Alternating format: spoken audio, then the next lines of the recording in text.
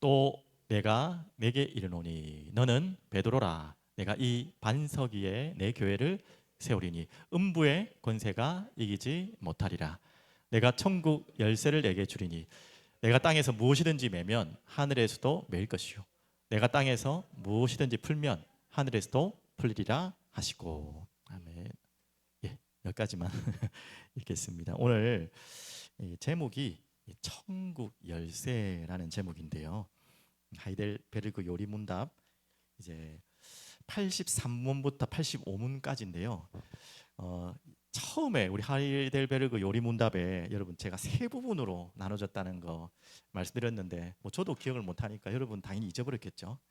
1부는 인간의 비참함 1문부터 11문, 그리고 2부가 지금 이제 오늘 마지막입니다. 그래서 말씀드립니다. 이제 인간의 구원, 복음과 구원, 그리고 사도신경, 삼위일체, 세례와 성찬, 이 모든 내용들을 담은 것이 2부입니다.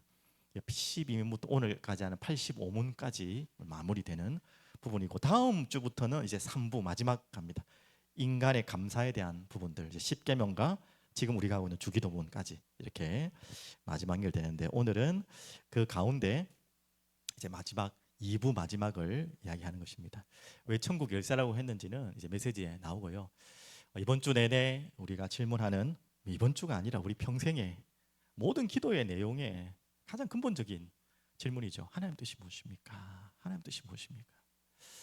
두 가지 다 해야 되는데 우리는 보통 두 번째 질문에 많이 하죠. 뭐가 잘 되어서 하나님께 기쁨이 내게 찾아왔을 때, 야, 하나님 감사합니다. 이게 정말 하나님 뜻이 무엇입니까? 라는 분들 많이 없어요. 거기에 멈춰 있지. 근데 그 진짜 찾을 때는 그때거든요. 우리에게 뭔가 응답이 오거나 뭔가 좋은 일이 생겼을 때 감사합니다. 아니 이게 나에게 왜 이런 응답을 주셨습니까? 하나님 뜻이 무엇입니까? 대부분 그때 거의 다 질문 안 하거든요. 대부분의 우리 질문도 두 번째 하잖아요. 왜 이렇게 안 됩니까? 이거 뭡니까? 왜 막힙니까? 이겁니까? 저겁니까? 우리는 보통 그래요. 뭐 이걸 나쁘다고 할 수 없죠. 이렇게 질문하는 게 또 은혜죠, 맞죠?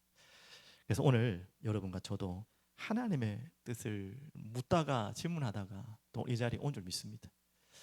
각자의 다른 질문들이 있겠지만 하나님의 뜻을 묻는 이유는 각자 상황이 다르겠지만 오늘 여러분들이 그 질문에 대한 답을 말씀을 통해서, 또 성경의 말씀을 통해, 또 설교의 말씀을 통해 확인하고 답을 찾는 여러분 되길 바랍니다. 미리 결론적인 말씀을 먼저 드리면, 롤러 뭡니까? 코스터죠. 롤러코스터 좋아하시는 분 있습니까? 우리 아이들 다 좋아하죠. 롤러코스터. 조금 더 간이 좀 이렇게 크신 분들은 번지 점프 혹시 타보신 분 있습니까? 여기 아니 타보셨다 떨어져 본 적 있습니까? 아무도 없네요. 예, 저랑 비슷한 시네요. 근데 이 두 가지 특징이, 번지 점프는 더 하겠죠, 맞죠? 롤러코스터도 좀 그렇죠. 여러분 그 얼마나 위험합니까? 웬만하면 막 그냥 이렇게 떨어지고 막 뒤집이고 막 그러잖아요. 번지 점프는 더 한 것 같아요. 그냥 발에다가 줄 하나 묶고 그냥 뛰어내리잖아요.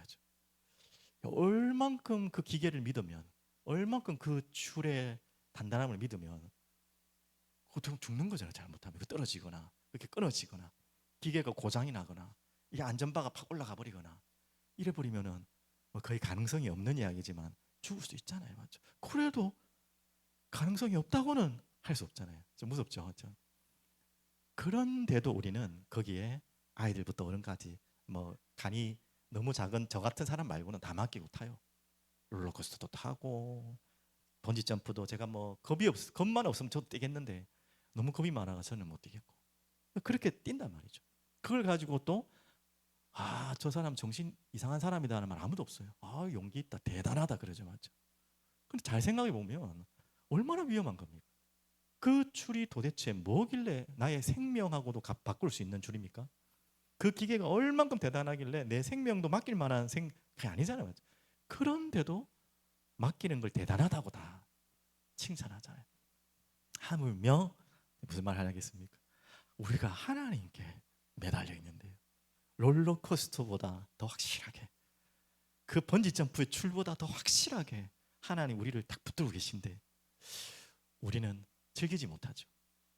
그 뭡니까? 롤러코스터도 즐기잖아요. 그 막 내가 죽음을 이기려고 타는 사람 아무도 없어요. 즐기려고 타요. 번지점프도 마찬가지.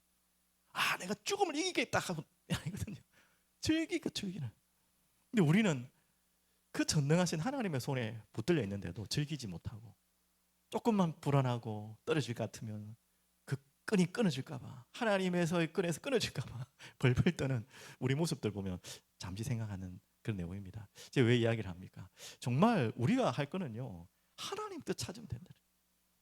그 하나님의 끈에서, 하나님의 그 안전장치에서 우리는 절대 롤러코스터 고장날 수 있다니까 진짜. 아니 잘못하다가 이 줄도 만에 하나 끊어지거나 잘못될 수 있다, 잘못 차고 할 수 있다. 근데요, 하나님의 끈은, 하나님이 여러분을 붙들시고 있는 그것은 단 0.001%도 끊어질 수 없는 그 속에 있단 말이에요. 그럼 우리가 할 거는 저거밖에 없잖아요. 지금 이런 불안함이 오고 두려움이 올 때, 롤러코스터 타는 사람도 그 무서운 가운데서도 웃으면서 타는데, 하물며 강큰 사람 손 들고 막 타고, 막 또 타고 와서 또 타려고 그러고 또 줄 서 있고 그 많은데 타는데, 우리는요, 맞죠? 네, 그거보다 더 안전한, 말도 안 되는 안전함 속에 있는데 불안할 필요 없죠. 우리가 뭐 하자고요? 하나님 뜻 찾자. 자, 여기는 이제 결론에 조금 연결해서 더 이야기하고, 오늘 천국 열쇠 이야기했는데, 여러분이 지금까지 알고 있던 마태복음 16장 18절에 19절에 천국 열쇠랑은 조금 다른 내용일 겁니다. 오늘 제가 설명하는 게 제가 설명한 게 아니기 때문에 정확한 해석입니다. 그 이전까지는 좀 적용이 조금 많이 과다했다고 볼 수 있고요. 오늘 이 마태복음 16장 18절에서 19절의 말씀이 오늘 요리문답에 나왔듯이 정확한 천국 열쇠의 응답입니다. 우리 본문은 너무나 많이 봤잖아요, 맞죠? 근데 우리가 좀 과대하게 해석을 했고, 오늘 좀 보시면서 정확한 답을 찾았으면 좋겠어요. 자, 그래 첫 번째, 천국 열쇠 무엇입니까? 천국 열쇠, 천국 열쇠를 내게 주겠다. 예수를 그리스도로 고백한 베드로에게 하신 말씀이죠. 그 천국 열쇠는 두 가지입니다. 네, 두 가지를 미리 83문의 답을 이야기하고 한 가지 한 가지씩 풀어갈게요. 자, 83문 답 다 같이 볼게요. 천국 열쇠는 이겁니다. 거룩한 복음의 전파와 회개를 위해 시행하는 기독교의 건징입니다. 두 가지죠, 맞죠? 복음 전파와 건징, 이 두 가지가 바로 천국 열쇠의 본래 이 성경 그대로의 말씀의 의미입니다. 그래서 천국의 문은 복음 전파와 건징을 통하여 신자들에게는 열리고 또 믿지 않는 자들에게는 닫히는 것입니다. 자, 이 두 가지를 이제 84문, 85문에 나눠서 다시 질문하고 대답하는 내용입니다. 그러면 첫 번째 84문은 첫 번째죠. 83문 답부터 가고, 자, 그러면 첫 번째 뭐였습니까? 복음 전파라고 그랬잖아요. 자, 천국 열쇠의 시작은 뭐냐면 첫 번째 의미는 복음 전파. 왜 그게 천국 열쇠의 의미가 되는지를 그러면 84문 답부터 보고 거기에 맞는 성경 구절을 확인하도록 하겠습니다. 자, 84문 답에 이렇게 나왔어요. 다시 질문합니다. 어떻게 천국의 문이 복음 전파에 의하여 열리고 닫힙니까? 천국 열쇠가 복음 전파라고 하기 때문에 그 말이 무슨 말입니까? 자, 내용은 너무 쉬운 내용인데 여러분 잘 보십시오. 조금 길지만 한번 잘 보시면 이해되실 겁니다. 그것은 그리스도의 명령에 따라서 이루어집니다. 즉 모든 신자들이 참된 믿음으로 복음의 약속을 믿을 때 하나님께서 그리스도의 공로, 우리 공로 아닙니다. 그리스도의 공로로 말미암아 그 믿는 모든 자들에게, 한마디죠, 그들의 모든 죄를 용서해 주신다는 것을 사람들에게 공적으로 선포하고 선언함으로써 천국의 문은 열리는 것입니다. 뭐 어렵지 않죠? 예수님을 그리스도로 고백한 그 베드로에게 예수님이 직접 하신 말씀이에요. 천국 열쇠를 주겠다. 그 말이 저 말입니다. 맞죠? 사람들에게 공적으로 이제는 구원의 문이 열리는, 그리스도의 공로로 말미암아 모든 죄가 용서를 받는 그 선포가 바로 천국 열쇠를 열겠다, 이 말 주시겠다는 거죠. 천국의 문은 열리는 것입니다. 자, 그럼 두 번째 연결해서 조금만 더 보면요. 그러나 반대로 불신자들과 위선자들에게는 그들이 회개하지 않는 한 하나님의 진노와 영원한 저주를 받게 된다고 공적으로 선포하고 선언함으로써 천국의 문은 닫히는 것입니다. 금생과 내생에 대한 하나님의 심판은 이러한 복음 증언에 기초하고 있습니다. 뭐 이해되겠죠? 믿는 자는 한마디로 말하면 구원받고 믿지 않는 자는 저렇게요 심판을 받는다, 이야기를 지금 이야기하고 있습니다. 자, 그러면 우리 성경에 많은 구절들이 있지만 특별히 잘 아는 말씀을 보면요. 마가복음 16장 15절 6절에 분명히 말씀하고 있어요. 또 이르시되 뭐라고 있습니까? 너희는 온 천하에 다니며 복음을 전파하라. 그 결과 이제 복음을 듣는 자들에게 결과죠. 어떻게 됩니까? 믿고 받는 자죠. 세례를 받은 사람은 구원을 얻을 것이요. 방금 말씀 나온 것처럼 믿지 않는 사람은 정죄를 받으리라. 그리고 한 성경만 더 보시면요. 요한복음 3장 36절 명확하게 나오고 있죠. 아들을 믿는 자에게는 영생이 있고 아들에게 순종하지 아니하는 자는 영생을 보지 못하고 도리어 하나님의 뭐가 임한다고요? 예, 진노가 심판이죠. 그 위에 머물러 있느니라. 바로 이것이 천국 열쇠의 의미, 복음 전파 맞죠? 복음 전파되었을 때 받는 사람은 영생 얻는 것이고 믿지 않는 자는 그 위에 진노가 머물 것이다. 심판을 당할 것이다. 바로 이 이야기죠, 맞죠? 그리고 이제 한 가지 더 있었죠. 복음 전파와 권징이라는 여러분 좀 낯설지만 이미 여러분 뭐 우리 사경회 때 배웠기 때문에 그렇게 낯설지 않을 겁니다. 권징 또 치리 하는데 치리는 큰 개념. 모든 교회에 다스리는 뭔가 법들이 치리하면 그 안에 권징은 이제 징벌이죠. 벌을 내리는 그 좁은 의미가 권징이고 넓은 의미는 치리라고 이해하시면 되겠습니다. 그래서 이 천국 열쇠는 아까 복음 전파의 의미와 함께 권징, 지도를 말하는 거죠. 교회의 지도를 말하고 있습니다. 그럼 먼저 정리된 85문에 정리된 문답부터 보시고 좀 깁니다. 어떻게 천국의 문이 기독교 권징에 의하여 닫히고 열립니까? 조금 기니까 세 부분으로 나눠졌으니까 잘 보십시오. 자, 이렇게 나와 있습니다. 그것은 그리스도의 명령에 의하여 이루어집니다. 즉 누구든지 그리스도인이라고 지칭한다 할지라도 비기독교적인 교리를 믿거나 한마디로 말하면 이단에 빠졌거나 또 다른 교리에 길들여졌거나 그런 분들이 있죠. 비기독교적인 또한 생활을 하고 교우들이 계속해서 권면하고 그렇게 불구하고도 자신의 잘못과 사악함을 끝까지 고집하고 돌이키지 않는다는 것이죠. 그렇게 해서 그 사실이 이제 교회의 직임자들, 좁은 의미로 말하면 당회를 말하겠죠. 목사님과 우리 장로님들이 하는 치리 기간이죠. 직임자들에게 알려지고 마침내 그들까지 이제 훈계를 하죠. 이게 이제 성경에 나온 다 내용들이죠. 마저 거부한다면 그 직임자들은 그러한 자에게 성례 참여를 금지시킴으로써 세례와 성찬이겠지만 당연히 성찬의 개념이 더 많겠죠. 세례는 이미 받은 분들이 더 많을 거니까 성도의 교제에 참여하지 못하게 해야 합니다. 조금 냉정한 이야기들이 많죠.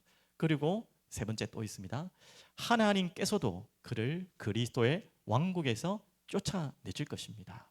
만일 이러한 사람이 근데 이게 끝이 아니에요. 만일 이러한 사람이 참다운 회개를 약속하고 그것을 실천해 보이면 그리스도와 그 교회의 일원으로 다시 받아들이게 됩니다. 당연히 이게 마지막 결론입니다. 회개하고 돌아오는데 끝까지 내칠 이유는 없죠. 하지만 회개하지 않고 돌아오지 않으면 결국 아까 저기까지입니다. 예, 여러분 오늘 내용은 너무 딱딱해서 오늘 은혜로운 이 금요일 기도한 날 조금 냉정한 이야기 되겠지만 지금 우리 하이델베르그 요리문답의 개혁주의 신앙 고백문에 우리가 배워야 되는 부분이기 때문에 꼭 짚고 넘어야겠죠. 자, 그러면 이 부분을 우리가 성경적으로 조금 해볼게요. 자, 왜 이런 말씀을 하냐? 오늘 결론은 그거예요. 치리 그 안에 권징. 아유 뭐 교회 온 것만 해도 뭐 감사한데 좋은데 뭐 누가 누구를 뭐 이렇게 뭐 하고 뭐 벌을 주고 거의 그런 게 없잖아요. 특히 성도님들에게는 거의 없죠. 정말 뭐 그냥 드러난 이단에 빠져 있거나 그 이단 사상을 퍼뜨리거나 하지 않는 이상에는 결코 뭐 특별하게 하지 않습니다. 근데 이건 당연히 우리가 성도님뿐만 아니라 목회자에게도 다 연결되는 이야기죠, 맞죠? 그래서 두 가지 다 문제죠. 성도들에게는 조금 우리가 거의 그런 일이 없고요, 특별한 상황에. 근데 이제 목회자까지 가면 그 기준은 또 달라지는 것은 분명한 것이죠. 하여튼 분명히 우리의 믿음의 선배님들이 성경을 근거로 해서 이 권징에 대한 약속을 분명히 하셨어요, 맞죠? 자, 그러면 여기에 대한 말씀을 가지고 우리가 메시지로 찾을 것이 이렇습니다. 히브리서 보면 조금 길지만 중요한 구절이기 때문에 한번 자세히 한번 보세요. 주께서 그 사랑하는 자를 징계하신다고 해요. 예, 왜 징계하시죠? 그가 받아들이시는 아들마다 채찍질 하심이라 하였으니. 예, 중요한 이유죠. 우리가 여러분 부모 입장에서 정말 이쁘고 사랑스러운 저 지금 안에 놀고 있는 애기들 손 하나도 까딱대고 싶지 않은 그 아이들이지만 한 번씩 큰 소리를 내거나 뭐 요즘에는 거의 없지만 매를 드는 그럴 때가 분명히 있죠, 맞죠? 그런데 그 이유가 뭐라고 했습니까? 자, 저 이야기죠. 7절. 사나 징계한다 너 나와라. 박성실에 불안하다. 자, 너희가 참음은 징계를 받기 위함이라. 하나님이 아들과 같이 너희를 대우하시나니 어찌 아버지가 징계하지 않는 아들이 있으리요. 분명히 나왔죠. 어찌 징계하지 않는 아들이 있으리요. 자식인데 징계하지 않은 아들이 부모가 있을 수 있냐 이거죠. 이거는 징계가 목적이 아니라는 말이죠. 8절 보십시오. 징계는 다 받는 것이거늘 너희에게 없으면 사생자요 친아들이 아니니라. 당연히 자기 아들을 아닌 자에게 징계할 수는 없는 거죠, 맞죠? 다른 의미죠, 맞죠? 9절. 또 우리 육신의 아버지가 우리를 징계하여도 공경하였거든. 예, 정말 버릇없는 아이들은 그게 대드겠지만 그래도 정상적인 모든 아이들은 그게 자기가 징계를 받고 혼나는 것에 대해서 이유를 안다면 수긍하겠죠, 맞죠? 공경하고 하물며 이제 더 지나갑니다. 모든 영의 아버지께 더욱 복종하여 살려하지 않겠느냐. 자, 무슨 말인지 이해되셨죠, 맞죠? 하물며 하나님 아버지께서 우리에게 주신 징계가 어떤 의미겠냐 이 말이죠, 맞죠? 자, 그러면서 이 히브리서 12장 6절 9절 이전에 5절에도 나오지만 그 이전에 4절에 이 말씀을 하고 이 말씀이 쫙 연결돼요. 왜 그러면 하나님은 징계하시고 바른 길로 가도록 다독거리고 하시자면 바로 세상 가운데 우리가 살아야 하기 때문에. 자, 바로 이 이야기입니다. 특별히 조금 더 배경을 말하면 이 히브리서의 배경을 아시잖아요. 너무나 가장 핍박이 강했던 카타콤 시대라 그러잖아요. 잡아가고 죽이고 막 그런 너무나 비참한 시대에 살았기 때문에 이 초대교회 성도들조차도 흔들렸던 거예요. 자꾸 흔들리고 좀 참 안타깝지만 배교까지 하는 상황들이 그 당시에 일어났죠. 이제 그런 상황 속에서 히브리서의 저자 기자가 성령님이지만 히브리서의 기자가 저 말씀을 위로와 힘을 주는 메시지로 또 정말 속지 말라는 말로 이야기합니다. 그래서 저 말씀이 나온 징계에 대한 말씀의 근거는 바로 여기서 나오는 거예요. 너희가 죄와 싸우되 아직 피 흘리기까지는 대항하지 아니하고 반대말이죠. 여러분과 저희에게 하나님이 주신 말씀이 죄와 피 흘기까지 대항하고 싸우라는 거예요. 맞죠? 그것을 하나님이 우리에게 원하신다는 것입니다. 넘어지지 말라는 거예요. 그래서 히브리서 1장 2절, 12장 1, 2절은 아시잖아요. 주님 오로지 주를 바라보라. 맞죠? 그 이야기가 나오는 것입니다. 그래서 이 징계의 목적은 우리를 넘어뜨리고 또 뭔가 분리시키고 교회에서 쫓아내고 그 목적이 아니라 저희죠. 사랑하는 아버지가 자녀를 징계하는 이유는 뭐냐? 고치고 돌아오라는 거예요. 완전히 회개하고 돌아오라는 거예요. 그래서 고린도 후서의 이야기도 그 아닙니까? 고린도 후서 5장에 나오는 내용도 바울이 왜 그렇게 화를 내고 냉정하게 그 고린도 교회 이야기합니까? 아니 세상의 사람들도 짓지 않는 죄들이 고린도 교회 안에 만연하게 들어와 있고 하물며 그 죄를 짓는 자를 징계하지 않고 내보내지 않는 거죠. 그래서 바울이 강하게 저를 쫓아내라, 사단에게 내어주라까지 이야기했잖아요. 그게 바로 징계의 의미입니다. 근데 그 목적이 뭐라고요? 그렇게 해야지 공동체를 살리는 비밀인 거예요. 자주 이야기하지 않습니까? 귤 하나가 골마 터져 있으면 곰팡이에 펴 있으면 어떻게 됩니까? 그 귤 아깝다고 가만히 놔둬버리면 아시잖아요. 금방 다 퍼져버립니다. 계란도 마찬가지고. 그래서 빨리 그 공동체의 무리를 위해서 뻗어내는 거예요. 뭐 그게 뭐 지금 뭐 귤 이야기지만 사람도 마찬가지입니다. 그 죄악에 있는데 회개하고 돌이키라 했는데도 방금 말씀드린 것처럼 돌이키지 않을 때는 그 공동체에서 내보내라는 것입니다. 근데 그 목적이 정말 그를 사단에게 내어주기 위한 목적이 아니라 뭐죠? 회개하고 돌아오도록. 그래서 결국 보면 다 살리는 거예요. 복음은 다 살린다는 말이 그 말입니다. 아유 복음이면 다 살려야지 어떻게 그런 사람을 쫓아낼 수 있냐? 라고 우리가 착각하면 안 돼요. 당연히 우리가 계속 권면하고 할 건 다 해야 되죠. 그런데도 돌아오지 않을 때는 그 공동체에서 멀어지도록, 떨어지도록, 더 공동체가 타락하지 않도록. 그러면서 그가 그 사실을 통해서 뭘 하겠습니까? 아우, 내가 이렇게 큰 심각한 문제를 일으켰구나, 죄구나 라는 것을 빨리 자각하고 깨닫고 빨리 돌아오라는 거예요. 회개하도록. 그러니까 한마디로 공동체도 살리고 죄를 범한 그 사람도 살리기 위한 거예요. 우리는 착각한 게 있잖아요. 그 잘못된 사람 살리기 위해서 우리가 다 기다리고 용서해 준다. 맞죠? 그게 틀렸단 말이 아니에요. 근데 그것은요, 공동체도 죽이는 것이고 그 사람 자체도 죽이는 거예요. 맞죠? 이게 냉정한 이야기 같지만 이게 정확한 것입니다. 맞죠? 그게 지금 성경에서 말하는 이야기입니다. 그래야지 공동체도 보호되고 그 사람도 또 회개하고 돌아올 수 있는 기회를 주는 것입니다. 아니면 자기의 죄에 대한 심각성 모르잖아요.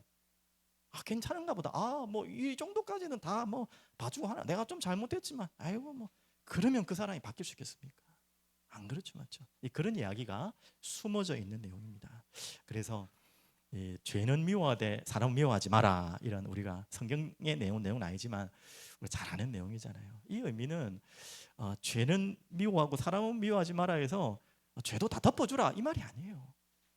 그 죄가 있기 때문에 그 사람에 따라서 죄를 판단하지 말라는 거예요.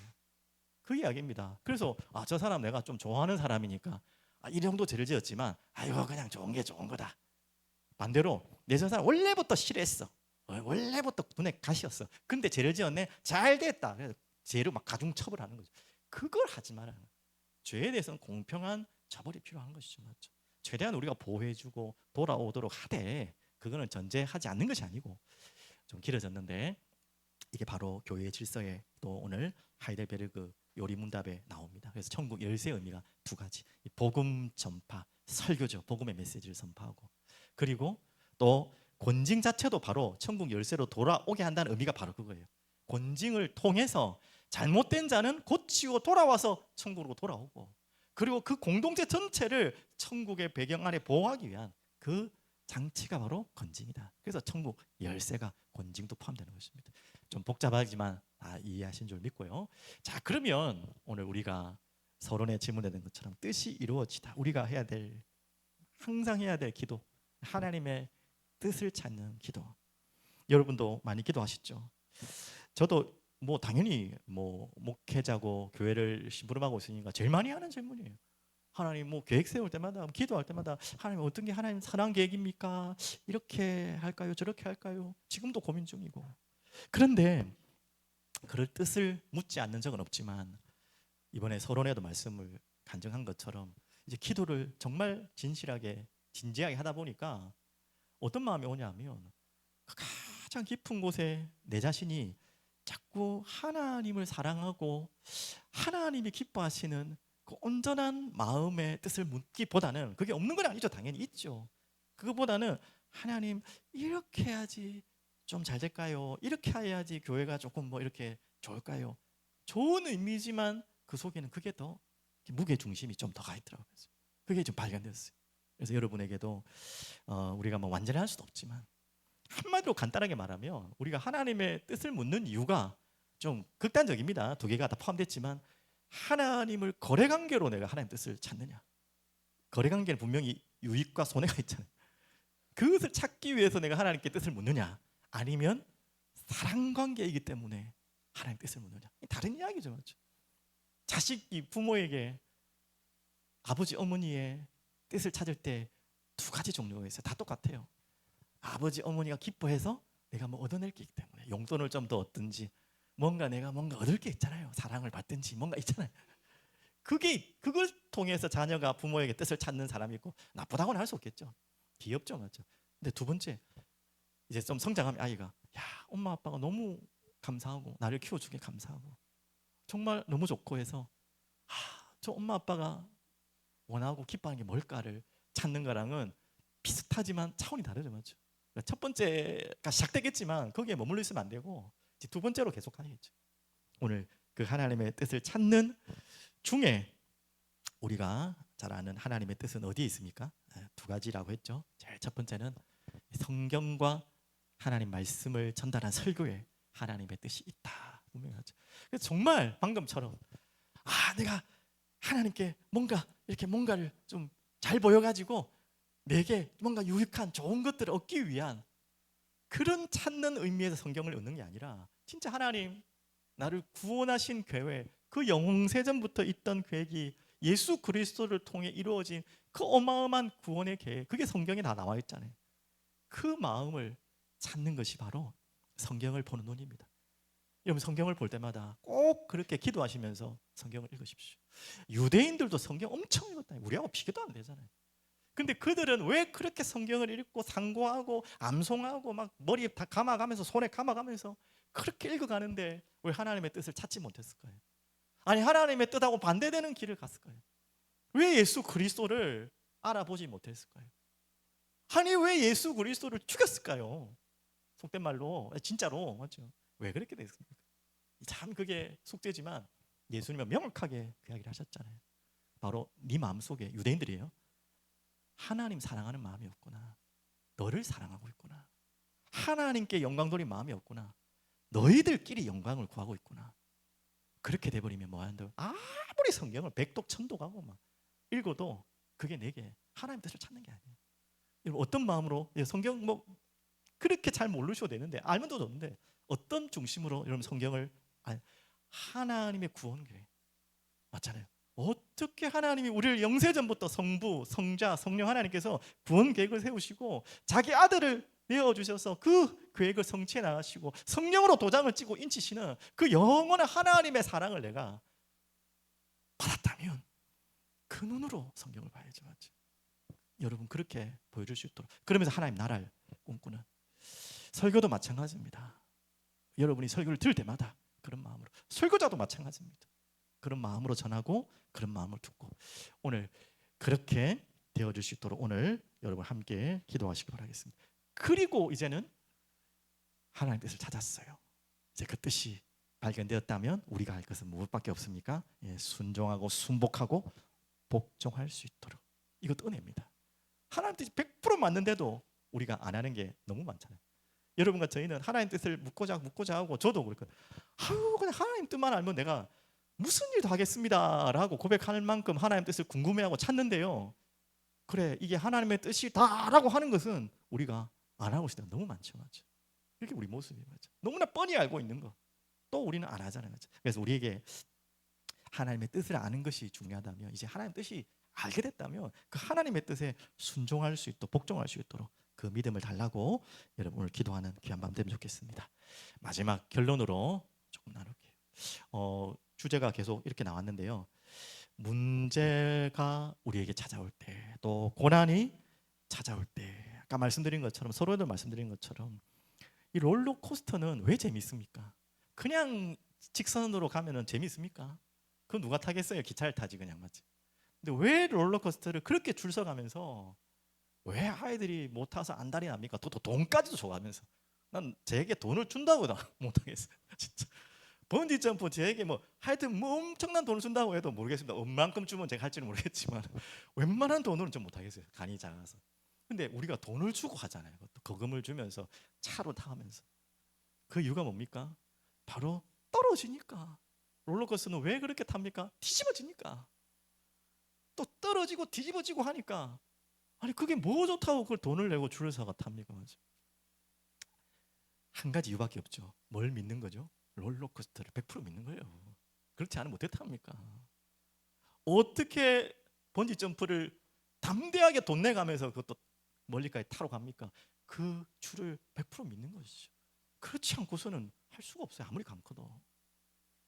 우리가 뭐 하자고요? 이 문제와 고난 속에 반드시 롤러코스터 같고 막 떨어지는 것 같고 두렵고 불안할 때마다 어떻게 해야 되겠습니까? 답이 거기 다 있어요. 방금 이야기한 거. 하나님 완전히 믿는 거예요. 맞죠? 우리 그것만 하면 되는데 이게 안 되니까 막 사람들이 저도 마찬가지 난리가 나는 거죠. 맞죠? 그래서 한번 잘 들어보십시오. 분명히 문제가 있는데 문제가 될 때가 있고 문제가 안 될 때가 있어요. 언제가 그럴까요? 아니 문제도 아닌 것이 문제가 될 때가 있고요. 큰 문제인데도 응답으로 될 때가 있어요. 여러분의 모든 삶에서 그럴 때가 있죠. 여러분 언제 2차가 있겠습니까? 예. 문제가 막 커질 때가 있고 문제인데 문제가 안 될 때가 있어요. 예, 이해되셨죠? 예. 아니 문제도 아닌데 막 문제가 막 되어지기도 하고 또 큰 정말 감당할 수 없는 문제인데 뭐 엄청난 응답으로 느껴질 때가 있단 말이죠. 자, 이 차이는 방금 말한 거죠. 하나님을 완전히 믿고 신뢰하고 하나님의 뜻을 찾을 때, 그러면 지금 방금 했던 말이 다 이해됩니다. 맞죠? 그러면 이제 숙제예요. 어떻게 하나님의 뜻을 찾나요?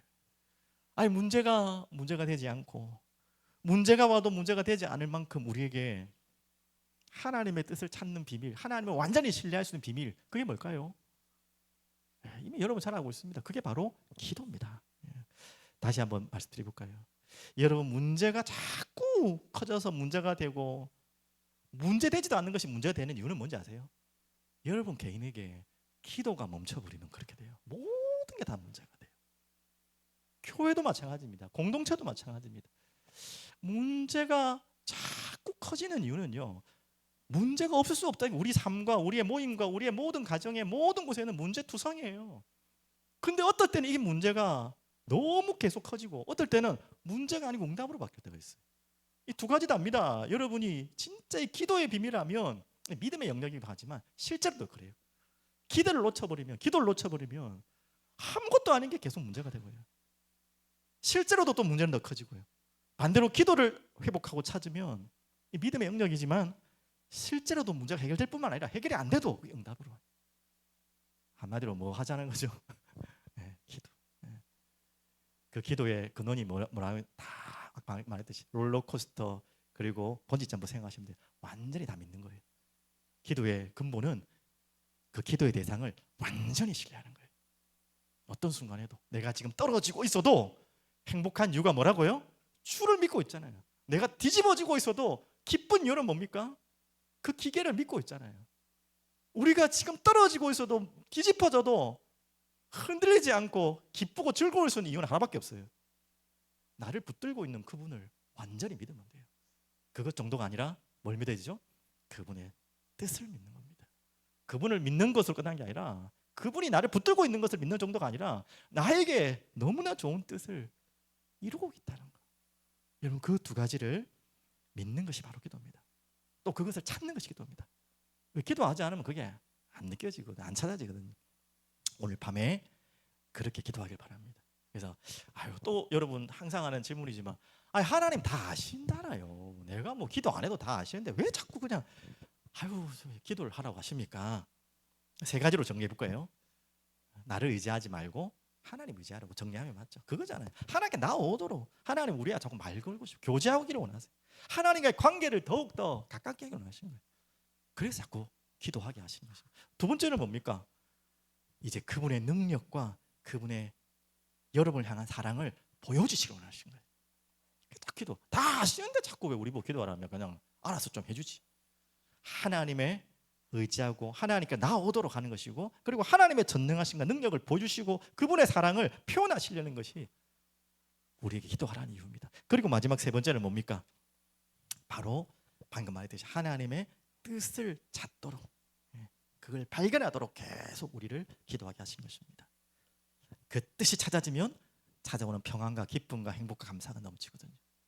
오늘 이것으로 여러분 정리했으면 좋겠습니다. 이제 주기도문 이제 절반 지나가고 이번 주도 굉장히 기대되거든요. 다 아시죠? 이번 주 뭔지 아시죠? 일용할 양식을 주옵시고. 제일 유치한 기도 같고 뭐 이런 기도까지 해야 되나 싶지만 가장 현실적이고 중요한 기도.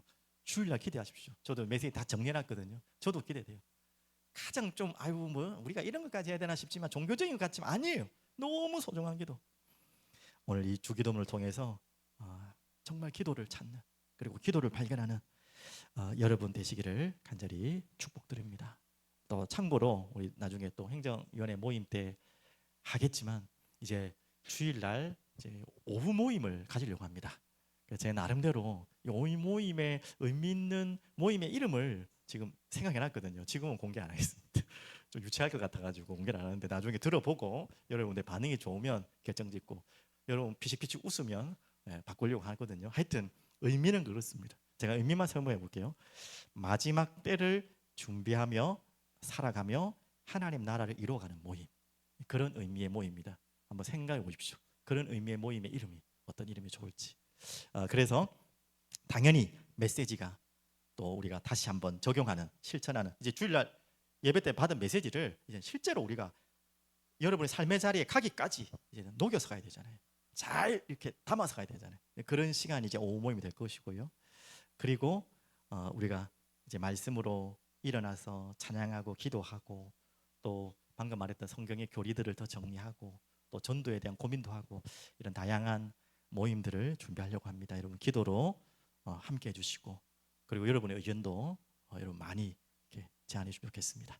잠시 기도하겠습니다. 살아계신 하나님 아버지, 감사합니다. 찬양합니다. 오늘도 귀한 자리를 허락하셔서 천국 열쇠의 비밀을 알게 하시고, 하나님 우리에게 허락하신 이 은혜를 감당할 수 있는 믿음과 또 기도로 우리가 나아가게 하여 주시옵소서.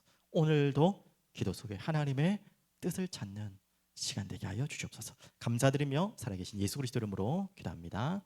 아멘.